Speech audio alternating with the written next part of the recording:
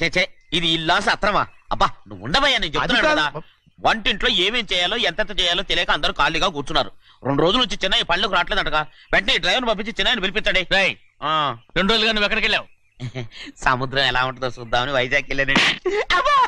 వెళ్ళా సముద్రంలో గోవిందయ్య అయ్యా ఈ లెక్క చూసి పంపించి. నీకు లెక్క చూసి కదా డబ్బులు ఇవ్వాలి. మరి ముందే అయ్యా అయ్యా అంటూ ముష్టోళ్ళగా చేయి చెప్తావిట్రా. నువ్వు ఎప్పుడు వచ్చావు, నీకు ఎంత ఇవ్వాలి చెప్పు. గుమ్మస్తా మీరా నేనండి. మీకు లెక్కలు తెలియకపోతే వెళ్ళి చిన్నయ్య గారిని అడగండి. ఏంట్రా డబ్బా ఇస్తున్నావా? నన్ను ఉద్యోగం అనేది వెళ్ళిపోమన్నారు కదా. అంటే ఏడుస్తావిట్రా? ఎక్కడికి వెళ్ళాలో ఎలా బతకాలో తెలియక ఏడుస్తుంటా. సరే సరే సరే ఏడో ఒక. ఇప్పుడు మా ఇల్లు చూసుకోవడానికి ఎవరు లేరురా. నా కూతురు కూడా ఇక్కడే పని చేస్తుంది. మరి నువ్వు మా ఇల్లు జాగ్రత్తగా చూసుకుంటావా? అలాగేనండి. ఈ ఉద్యోగం పర్మనెంట్ కదండి? అది నీ నరకం మీద ఆధారపడి ఉంటుంది. అంతే కదా, తప్పకండి.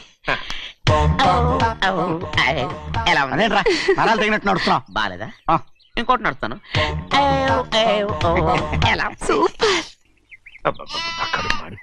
ఏంటి నాన్న బాగా ఆకలాతుందా? అవునమ్మా, ఇడ్లీ దమ్మని ఆ బస్సు గాని పంపించి 2 గంటలైంది. అప్పటికి ఆలస్యం అవుతామని నా బండి కూడా ఇచ్చి పంపించా. వచ్చేసా. సంతోషించాం. ఏంట్రా ఇంత ఆలస్యంగా చచ్చావు? మరి దీన్ని నడిపించకరావద్దేంటి? అదే నేనైతే లగెత్తుకెళ్ళి లగెత్తుకు వచ్చేసేవాడిని. అంటే ఈ బండి నడపడం నీ చేత కదా? మరి ఎందుకు తీసుకెళ్ళట్టు? ఏమో మీరు తీసుకెళ్ళమన్నారు, తీసుకెళ్ళాను. కర్మ. సర్లే ఆకలి చచ్చట్టుగా ఉన్నా. ఇడ్లీలు ఎక్కడా? అదిగో మూటలో వచ్చేస్తున్నాయి. నోట్లో ఇడ్లీలు రావటం ఏంట్రా? ఒరే ఈయన నంబర్లే గానీ మూట దింపి ఇప్పి చూపించండి. అట్టగానండి. ఇన్ని ఇడ్లీలు తెచ్చావిడ్రా? మరి 494 రూపాయలకు ఆ మాత్రం ఇడ్లీలు రావేంటి? 494 రూపాయలకి ఇడ్లీలా? మరి అదే చెప్పడమేమో చెప్పేస్తారు, ఆ తర్వాత మర్చిపోతారు. మరి నాగమణి. నాగమణి ఏంటండి? ఏంటంట? అప్పుడు మీ నాన్న నాతో ఏం చెప్పాడు? ఉండండి ఆలోచించుకుని చెప్తాను. ఏంటమ్మా ఫ్లాష్ బ్యాక్ వెళ్తున్నావా? అవును. బాబా ఆకలేస్తుందిరా. రామస్వామి హోటల్కి వెళ్ళి కాస్త తెచ్చిపెట్టు. నాకు కూడా ఆకలిస్తుందండి. నువ్వు ఏదైనా తిని నాకు మాత్రం ఒట్టి ఇడ్లీ పడరా. ఇదిగో ఈ నోటు ఎంతో తెలుసా? నేనేమన్నా తెలివి తక్కువ అనుకున్నారా? 500 నోటు. అబ్బో నువ్వే దీన్ని అచ్చుకుతున్నట్టుగా మాట్లాడుతున్నావే. చాలా ఆకలేస్తున్నాయి. బండేసుకెళ్ళి తొందర తీసినప్ప. ఇదండి జరిగింది. చిల్లర లేదు కదా అని 500 రూపాయలు నోటు ఇచ్చి పంపిస్తే మొత్తం ఇడ్లీలు పట్టుకొస్తా ఉంటా. నీ నోట్స్ చెప్పు. ఆకలేసేస్తుందమ్మా. చట్నీ సాంబార్ ఇదిరా. ఇచ్చాడండి. ఇది నేనే వద్దన్నానండి. ఎందుకని? మరి అదే మళ్ళీ మర్చిపోయారు. నాగమణి మీ నాన్న నాతో ఏం చెప్పాడు? అయ్యో అయ్యో చట్నీ సాంబార్లని ఎన్నిసార్లు ఫ్లాష్ బ్యాక్ వెళ్తారా? ఏదైనా తిని నాకు మాత్రం ఉట్టి ఇడ్లీ పడరా. ఇదిగో ఆయనకు అర్థమయ్యట్టు మళ్ళీ చెప్పు.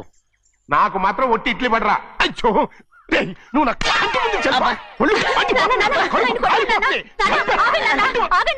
ఆయనతో పాటు నేను బయటకు వెళ్ళిపోతాను. ఎందుకంటే ఆయన్ని నేను మీ దిక్కుమాల ప్రేమ కథ వినే ఓపిక ఎవ్వరికి లేదమ్మా. అయినా నువ్వు అనేది ఏముందిలే, అతను లేకుండా నేను బతకలేను అంటావు అంతే కదా? అయితే ఒక కండిషన్ రా. ఏంటి? నువ్వు చాలా తెలియగలవాడవని ఈ ప్రపంచానికి, నీ ముఖానికి ప్రపంచం దాకా ఎందుకు గాని ఈ ఊళ్ళో నిరూపించుకో. నా కూతురు నీకు ఇచ్చి పెళ్లి చేస్తా. వాకే వెరీ వీచి. అయితే నువ్వు ఇంటి నుంచి బయటికి వెళ్ళరా. బయటకెళ్ళా. ఏమైందిరా అంతరాట పరిగెత్తున్నారు? ఉండవా? ఏమయ్యా ఏంటి అంతరాట పరిగెత్తున్నారు? నువ్వు నాకు అగనిస్ట్ పార్టీ. నేను నీకు చచ్చినా చెప్పకూడదు. అయినా వయసులో పెద్దవాడు అడుగుతున్నావు కాబట్టి చెప్తున్నాను. మన బసవాడు లేడు, వాడు పండిస్తున్నాడంట. అగా బసవాడు ఏంటి? కొండ ఎత్తడం ఏంటి?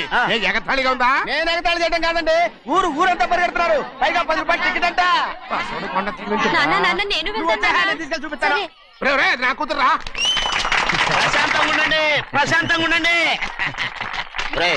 ఆంజనేయ స్వామి ఒక పండగ కాలే బాగా ఒళ్ళు పట్టంటారా.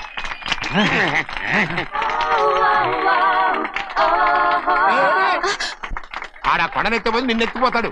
ఊరుకోండి కుమస్తా గారు, ఆడికి ఆ కొండనెత్తడం ఈజీ, దీన్ని కష్టం. వయసులో ఉన్న ఆడపిల్లని చూస్తే చాలు తలనేరిసినోడికి కూడా జోకులు వస్తాయి.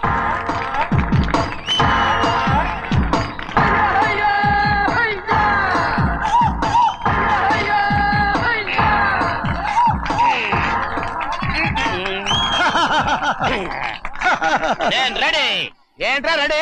కొండనెత్తు. ఓ 50 మందిని పిలవండి. ఎందుకు? ఆ కొండను తెచ్చి నా చేతుల మీద పెట్టడానికి. అప్పటి నుంచి నేను చెబుతూనే ఉన్నా ఇది ఫిట్టింగ్ ఏదో పెడతాడు అని. ఒక్కడనా నా మాటనారా? ఊరుకోవా, నీ కూతురని మాటలేదు, మేమే వింటాం. ఇది ఒక పిచ్చి కొయ్యి. ఏంటి 50 మంది వల్ల కాదా? అయితే ఊరు మొత్తం వచ్చి ఆ కొండను తెచ్చి నా చేతుల మీద పెట్టండి, అప్పుడు నేను ఒక్కనే ఎత్తుతాను.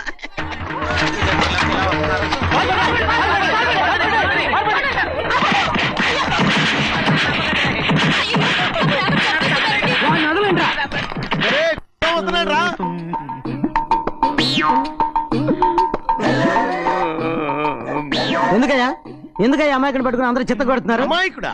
వీడా? అవును. స్వామి స్వామి మా వారిని రక్షించినందుకు చాలా థ్యాంక్స్ అండి. ఇలారా ఏ స్కూల్లో చదువుతున్నారా? Co education. అదే కరెక్ట్. Correct correct correct. ఇటు ఇటు ఇప్పుడు మాట్లాడు. నీ కూతుర్ని ఇతనికి ఇచ్చి చెయ్యాలి అంటే ఇతను తెలివైన వాడే నిరూపించుకోమన్నారుగా. అవును. ఇప్పుడు నేను చెప్తున్నాను, ఇక్కడున్న మీ అందరికంటే ఇతనే తెలివైన. ఎలాగా? ఆంజనేయుడు తప్ప ఆ కొండను ఎవరైనా ఎత్తగలరా? చేయలేని దాన్ని చేయగలనని చెప్పి మీ అందరిని నమ్మించి ఇక్కడ తీసుకొచ్చాడే, ఇతను తెలివైనడు కదంటారా? ఇది తీవ్రంగా ఆలోచించవలసిన విషయం. కరెక్ట్. ఒక తెలివైన వాడే ఎదుటి వాళ్ళని తెలివి తక్కువ వాళ్ళని చేయగలడు. He's very bright. ఇప్పుడైనా ఒప్పుకుంటారా? ఒప్పుకున్నట్టే, గుండె మీద చేసుకున్నాడు కనుక. స్వామీజీ స్వామీజీ మీ ఆశీర్వాదం ఉంటే వచ్చే వారం నేను నీళ్ల మీద నడుస్తాను, ఆపై వచ్చే వారం భూమి మీద ఈదుతాను. అలాగా? ఏది నీళ్ళల్లో నడు చూద్దాం. ఇక్కడ నీళ్లు లేవే. నువ్వు నీళ్ళలో నడుస్తావో నేల మీద ఎత్తావో నాకు అనవసరం. నా కూతురుతో నువ్వు సరిగ్గా నడుచుకుంటావా లేదా? స్వామీజీ చెప్తే నడుచుకుంటాను. స్వామిలాగా మాత్రం నడవకు. ఈ జన్మలో చస్తే నీకు పెళ్ళి అవుతుంది. చేతులు కలపచ్చుగా, భజన వాయించండి. వెళ్ళొస్తాను. స్వామీజీ స్వామీజీ స్వామీజీ ఏంట్రా? అది నా పెళ్ళం చెయ్యి. ఓ సారీ, నా చేతి కర్ర అనుకున్నాను. స్వామీజీ అంటే వీడు కర్రను వదిలేసి కన్నీని ఎత్తుకెళ్తున్నాడు. రండి. అయ్యయ్యో నాకు కాళ్ళు చేతులు ఆటలు లేసే. మీరెందుకు వచ్చారయ్య గారు? కబురు పెడితే నేనే వచ్చేదాన్నిగా. కూర్చోండి అయ్యా, కూర్చోండి. చిన్నయ్య టౌన్కి వెళ్ళాడు, ఏదో కొట్లో పని చేస్తున్నాడు. తలరాత దాన్ని ఎవడు మార్చగలడు? నేనేం వాడిని చూడటానికి రాలేదు, నిన్ను చూడటానికి వచ్చాను. అవును, వారం వారం డబ్బుల కోసం వచ్చేదానివి 2 వారాలుగా ఎందుకు రాలేదు? అయినా నా బాధ్యత నేను చెయ్యాలిగా. ఇదిగో తీసుకో. డబ్బొద్దండి. నీ మనవడిని నేను ఇంట్లోంచి తరిమేశాను వద్దంటున్నావా? ఇది నీ మనవడి కోసం కాదు, నీ కొడుకు కోసం నేను చెయ్యాల్సిన బాధ్యత. ఆనాడు ఊరంతా నా బిడ్డ తప్పు చేశాడన్నా, మీ మనసుకి మాత్రం తప్పు చేశాడనిపించలేదు. ఈ రోజు నా మనవడు కూడా ఏ తప్పు చేయలేదు. ఆ విషయం మీరు తెలుసుకుని వాడిని ఏ రోజు పనిలోకి రమ్మంటారో ఆ రోజే డబ్బు తీసుకుంటాను. నీ మనవడు చేసింది నేను కళ్ళారా చూశాను. దాని గురించి మాట్లాడాలంటే నాకే అసహ్యంగా ఉంది. డబ్బు తీసుకుంటావా లేదా? వద్దు బాబు. ఈ రోషమైన నాలో నేను చూస్తాను.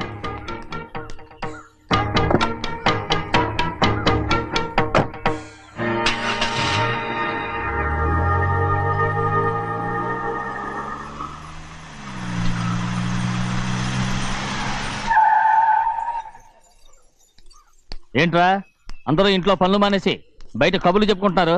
పెద్దమ్మాయి గారు అల్లుడు గారు మన ఇంటికి వచ్చారండి. వాళ్ళతో పాటు బంధువులు కూడా తీసుకొచ్చారండి, అందుకే మేమేం అనలేకపోయామండి. తాంబూలాలు కూడా పట్టుకొచ్చారండి.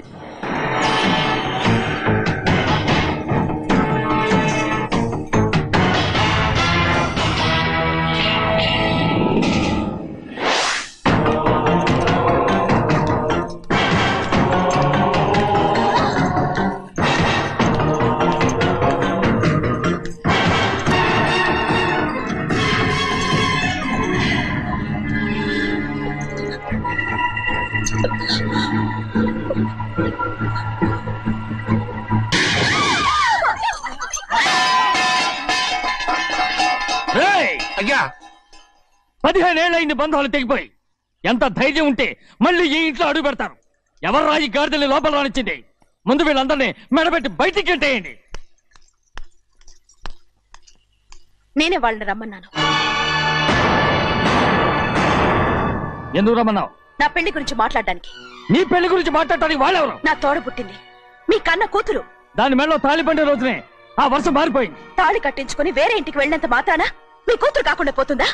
ఈ విత్తనవాదం వద్దు. రమ్మని చెప్పి నువ్వే వాళ్ళని పంపని చెప్పు. అంత కాని పని మేమేం చేశాం బావా? ఇంకోసారి బాగా అంటే మర్యాద తక్కదు. మీ చిన్న కూతురు పరుగు పోయినప్పుడు ఏమైందో ఈ మర్యాద? అది నా సొంత విషయం రా. నాకు సొంత విషయమే. ఏంటా నీ సొంత విషయం? అక్కడ నిలబడిందే అది నా అక్క కూతురు, చేసుకునే హక్కు నాకుంది. అందుకే పిల్లని అడగడానికి వచ్చాం. చెప్పు తీసుకొడతాను. మీ అక్క పోయిన రోజునే అబద్ధాలు తెగిపోయాయి. నా కూతుర్ని ఎవరికి కట్టబెట్టాలో నాకు బాగా తెలుసు. కానీ నా పెళ్లికి నా ఇష్టం కూడా ఉండాలి నాన్న. ఓహో, వీడిని ఇష్టపడ్డావన్నమాట పెళ్లి చేసుకోవటానికి? కాదు, తల్లి ప్రేమకి ఎలాగో నోచుకోలేకపోయాను. అట్లీస్ట్ ఆ ఇంటికి కోడలుగా వెళ్ళి అక్కలోనైనా అమ్మని చూసుకుందామని ఆశపడ్డాను. నీ ఆశ నే బతుకున్నంత కాలం తీరదు. ఎందుకు తీరదు? నా పెళ్లికి మీ అనుమతి అవసరం లేదు. నేనిప్పుడు మేజర్ని. ఎవరితో మాట్లాడుతున్నావే? ఆయన మనకు జన్మనిచ్చిన తండ్రి. ఆయనకిష్టం లేకుండా నీ పెళ్లి జరిగిపోతుంది అనుకుంటున్నావా? నువ్వు మేజర్ అంటున్నావే. ఇంతవరకు నిన్ను చదివించి పెద్దదాన్ని చేసింది ఎవరు? విదేశాల్లో చదివినంత మాత్రాన నోటికొచ్చినట్టు మాట్లాడతావా?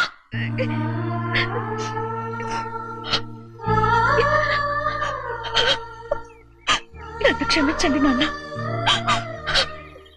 ఎలాగైనా మన కుటుంబం కలవాలనే ఆశతో దాని మాటలు వినే ఇక్కడికి వచ్చాం.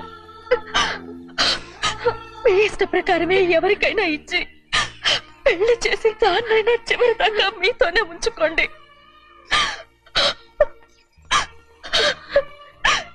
వెళ్ళొస్తానన్నా. ఎందుకు వదినా వెళ్ళొస్తామని చెప్తున్నావు? ఈ జన్మలో ఇక్కడికి రాలేమని తేలిపోయింది కదా, వెళ్తామని చెప్పు.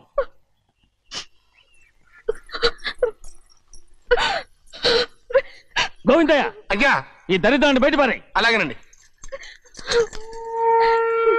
నన్ను క్షమించండి నాన్న. ఊరుకోమ్మా, ఏదో తెలియక చేసావు, పర్వాలేదు.